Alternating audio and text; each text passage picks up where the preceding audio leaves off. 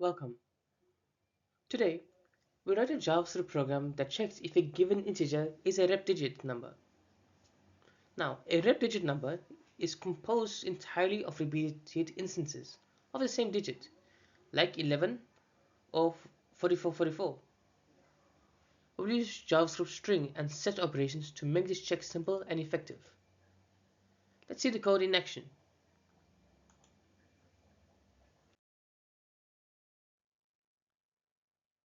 A Repdigit number contains only one unique digit, repeated multiple times. For example, 11 and 66 are Repdigits, but 336 and 1151 are not.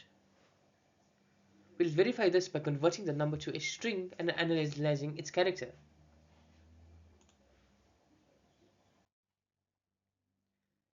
This function converts the number to a string and then creates a set from the characters. A set only keeps unique values, so if the size of the set is 1, all digits are identical.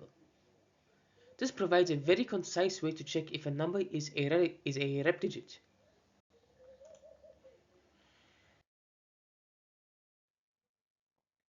We transform the input number into a string to inspect each digit. Using a set gives us the unique digits, and checking its size quickly tells us if all digits are the same. This method is efficient and easy to read.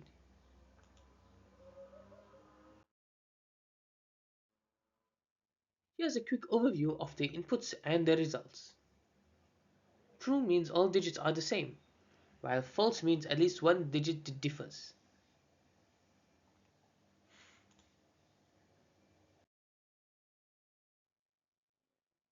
Rep digits appear in math puzzles, cryptography, and data validation. Understanding how to detect them is useful in recreational math and programming challenges.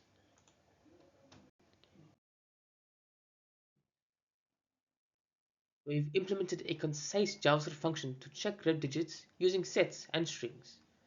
It is a neat trick that leverages modern JS features for simple problems. Thanks for watching. See you in the next tutorial. Thank you for watching.